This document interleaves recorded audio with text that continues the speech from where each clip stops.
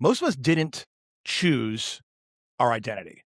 We inherited it from our parents, from our school, from our religion, from what our culture said was possible. And then we got really good at performing it. But like, I mean, I asked you earlier a question. I probably should have given you a little bit of fair warning, right? Yes, we are live. But I mean, if I ask you this question, but if I ask you, when was the last time you did something that was entirely Miriam? Not, not for your kid, not for your husband, not for your client, not for anyone, just Miriam's. Can you think about the last time you just did something for you? Yes, I can. Yeah? Okay. That was easy. It's actually a very silly thing, but it was so important. I actually went to my wardrobe. I looked at all my outfits, including the military one. So you went into your closet. You went into your closet and you found or saw your military outfit, your uniform? Yes, I saw my military outfit. I saw my corporate multinational company outfits. Suits. I saw my sport outfits I saw my Muay Thai boxing. I saw my Aikido and Jiu-Jitsu. Wow. I even saw trainers that I used to wear when I was a pole vaulter. Okay. I saw everything and I realized, okay, hold on a moment. I've got my entire life here, but. Yes, right in front of me. This is Miriam, the metaphor of Miriam. Yes, but you know what was important? No. I didn't feel I chose all of that. Right. So I went in the wardrobe and I thought, like you just asked me, I'm going to choose consciously from me, really, not from what my mom says, not from what my teacher said or my trainer or my military officer. I'm going to choose me, what I really want to keep. And I cleared 50% of the wardrobe. How'd that feel? Amazing. Amazing. No, freedom. I love going in. Every once in a while, my wife and I will do like a full-on like cleanse of the closet or a cleanse of the garage or things like that. And I kind of fight it at first. I kind of wrestle like, I don't want to let go of those things. And what if I want to keep those? What if I need them another time? If you're just meeting us for the first time, Miriam and I think we should probably do, right? Like we kind of just got into this conversation and people are like, who the heck are these people? Right? Yes. Maybe we should tell them who we are. I don't know. So do you want me to go first? You want to go first? Do we even know who we are yet? But yes, good you can go. Point. Wow. Challenging me out of the gates. Esoteric conversation. All right. So Jordan Murphy. I'm an actor, a working actor here in Los Angeles. I'm an ICF certified coach. I've been in recovery, like recovering alcoholic, long enough, that I stopped being the headline and it just kind of started being part of who I am. But I do have over 12 years sobriety. Like I said, I'm based in Los Angeles, California. I'm married 24 years to a beautiful wife, and I'm the dad of 3 amazing kids, all in very different stages of their lives. So that's a little bit about me, and then we'll learn more. Yeah, sounds like very complete, fulfilling life, Jordan. Very very lucky guy. Like I said, for me, sometimes it's hard to say who I am, honestly. Like my wardrobe, how many things have, how many outfits, how many identities, how many me. So I guess if someone really wants to know just a summary, I would say I'm a rebel girl that went to the army, that did a lot of sports and martial arts, that went to uni to study a law degree in Spain, but ended up in the UK marrying a British guy. And then I ended up in a multinational company working as a client manager. And that's when I woke up, because I then became a mother. I'm a mother of a 2-year-old. And then through everything that we are going to talk about in this podcast, I then became a life coach. A holistic life coach, specialist in emotional intelligence, which is my favorite topic. Yes. And you know what? Between this, we've got these certifications. We've lived some really amazing lives so far. Yeah. Anyway, kind of getting back to like just kind of welcoming those of you who are joining us on the podcast back into the circle. If this is the kind of conversation that you like, stick around. If not, no hard feelings. We're going to be here. Here's like what we're not doing. We're not going to stand above the material we're sharing. we're going to hand you our perspective, right? But we're in it. Every topic we bring you, we're actively living it, or we're coaching in it, right? What would you say the podcast is about? Geez, that's a big question. Someone asked me that, and I said, it's about noticing things. Well, yeah, it is. It is about noticing things. It is about aha moments. I think it's about awareness. I think it's about catching ourselves in our stories. I mean, I can try to encapsulate it all into one sentence. I'm not sure. That's going to be a work in progress for me. What do you think? Yeah, I think we called it Now You Notice because we really want to get to the unseen, unspoken, beneath the surface. And here's the thing. Some of the stuff just doesn't have a bow. It has a question. And I think that's what life is. I think life is about navigating, investigating, exploring, uncovering. I think that we as humans, and I have to speak for myself, we kind of just make up decisions. We make up choices early on, either because they were given to us and we just adopt them. But I think what I hope we can talk about, at least in this conversation today, is a little bit about that, right? It's like, here's where I think we might be starting today. I want to be honest. This is a question I sat with for a long time before I actually answered it. Most of us didn't choose our identity. We inherited it from our parents, from our school, from our religion, from what our culture said was possible, from what got us love and approval early on. Ultimately, it's what kept us safe, right? And then we got really good at performing it for so long that at some point we just forgot it wasn't actually ours to begin with. We didn't originate it. Yes, exactly that. And that resonates a lot with me as well. And I was just thinking, many people will say, well, that's just who I am, right? Yeah, right. Yes, there's no differentiation. There's no perspective. It's like so right in their face that they can't see past it as an identity. What do you think is yours before I answer mine? What do you think? I mean, what do you like? What was your identity that you adopted because of what I was sharing? Yeah, an achiever, a high achiever. Yes, a risk taker and a high achiever. I just had to demonstrate to everybody that I was the best at whatever I do and that I always achieve whatever I set off to achieve.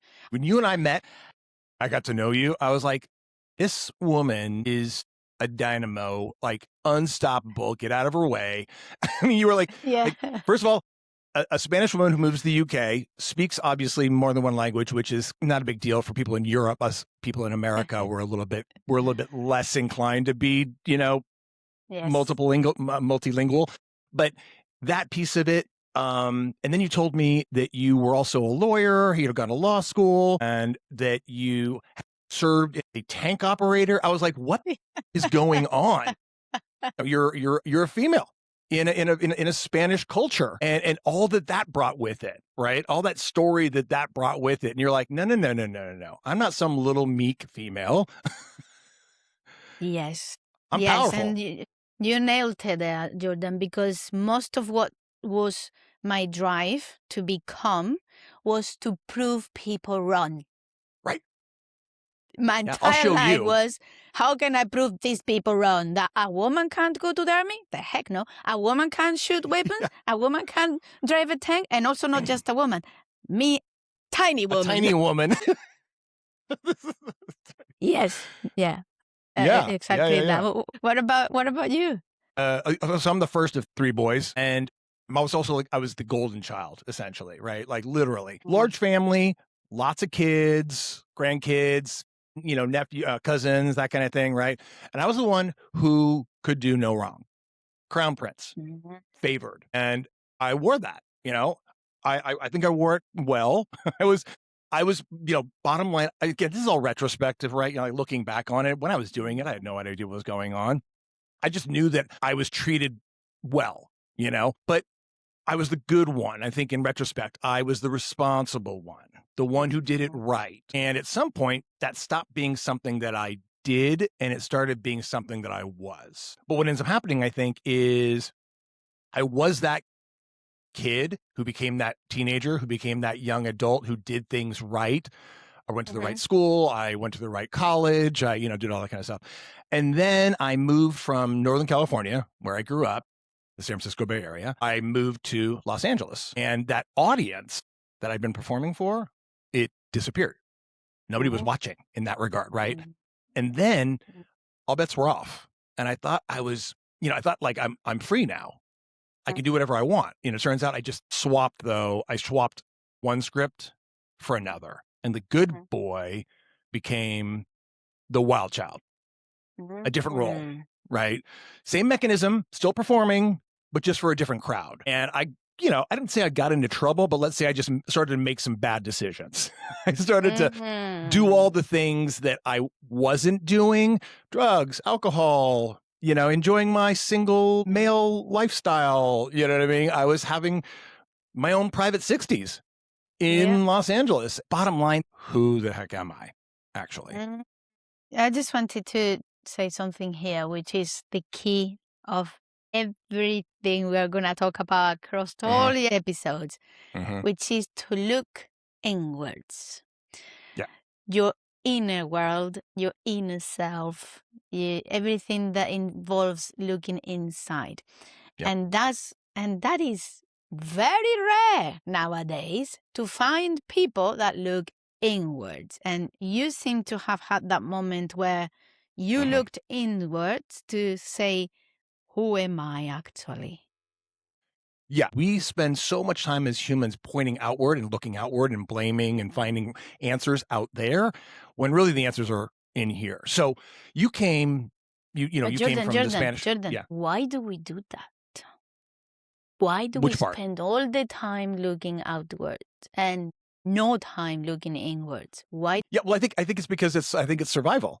I think it's the way the brain works. But we're not taught that. We're not taught that our brain is a mechanism of survival. Its job is to protect us, or to feel like it's protecting us from dying. Yes, from and I'll feeling and I'll add something to that. We, as human beings, have evolved from living in villages, communities, groups, being raised by the village, right? So we have evolved like that. And we are wired physiologically for certain needs.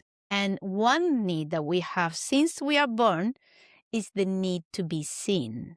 Yep. Now, the need to be seen means that the parents and the caretakers need to see the child for what it is. They need to look inside, not just themselves as parents, but also to the child. And so what happens nowadays, we just don't see the child. We just see the child as an accessory, as someone we want to be like us, as an extension of us, as someone to raise and to provide with everything physically and give them the best studies and the best toys and the best friends and everything.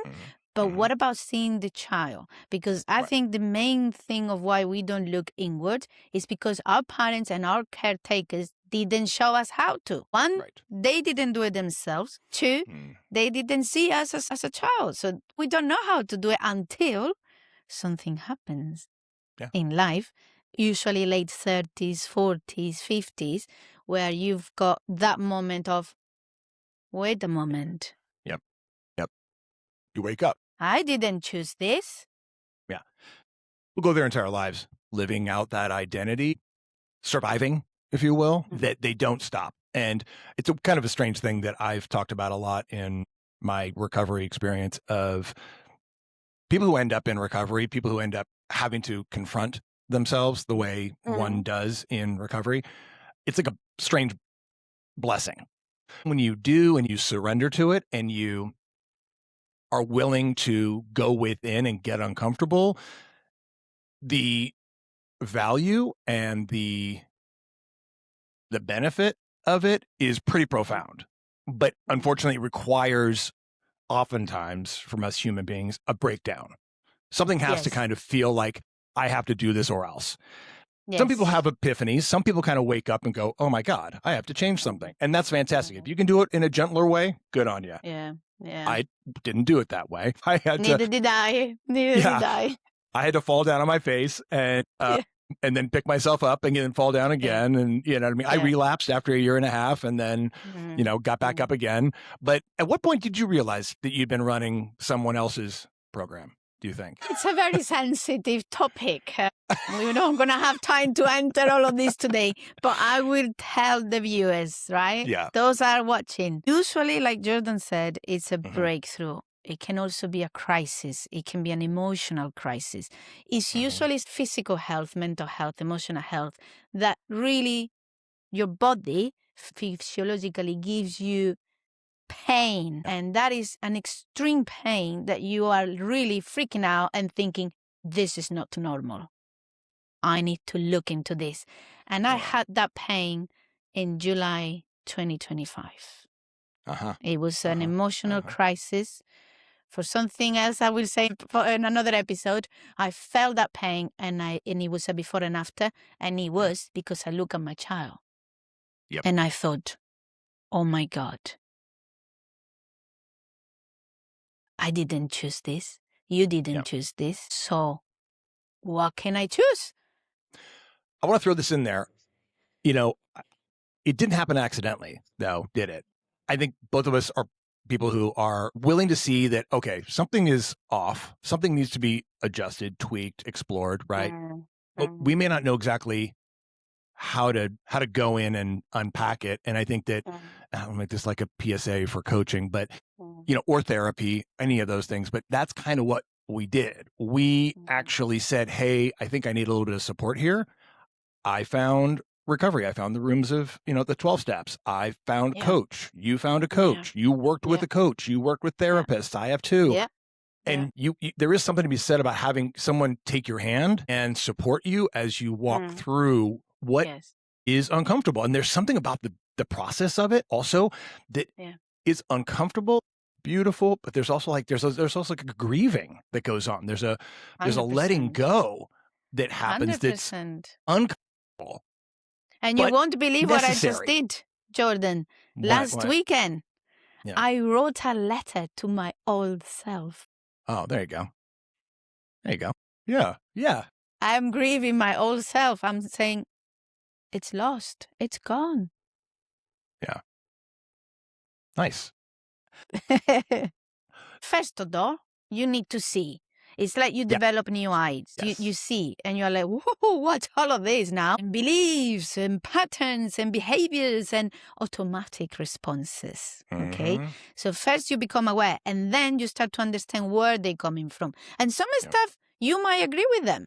And you might say, I like this. I'll keep this. I'll keep doing this. Generally, you don't. Generally, you always change something, adapt something, and make it yours. But it's very difficult. And it's a process that is better guided with humans, with coaches, with therapists, with people that have done the process. And that's one of the reasons why you and I are in this job. In the life coaching job, because we've done the process, we've even more, we qualified to even have more experience, more tools. This is where it gets interesting, because once, like you said, once you start to notice that the identity that you've been living wasn't fully chosen, there are really two moves, right? It's like you either endure, you keep on kind of business as usual, or you excavate.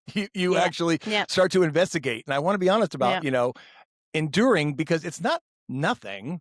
Enduring, it's its own skill. It's familiar. It's safe, right? It keeps the peace. Yes. And so it's very attractive. But I think it's going to hollow you out so slowly that you won't notice until you realize you haven't said anything real in 6 months. That's 6 years. Right. 100%. I don't know how to do that. That's uncharted territory. I don't know how to go in there. So we stay uncomfortable, natural. We've gotten used to it. Yeah, well, that's the brain, right? The brain wants to go for the familiar, safe, keep it in the same way. Don't give me any hassle. Don't give me any pain. Don't give me any challenges. That's why people don't want to look inwards, because it's a lot of work. It's hassle, it's pain, it's understanding, it's work, and people have busy life and frantic life, and everybody is hyper. You go outside and everybody is hyperactive. Everybody is just on automatic responses, I say we are zombies. We really are just zombies reacting. So I decided last year, that's enough. For me, it was enough. It was time to choose.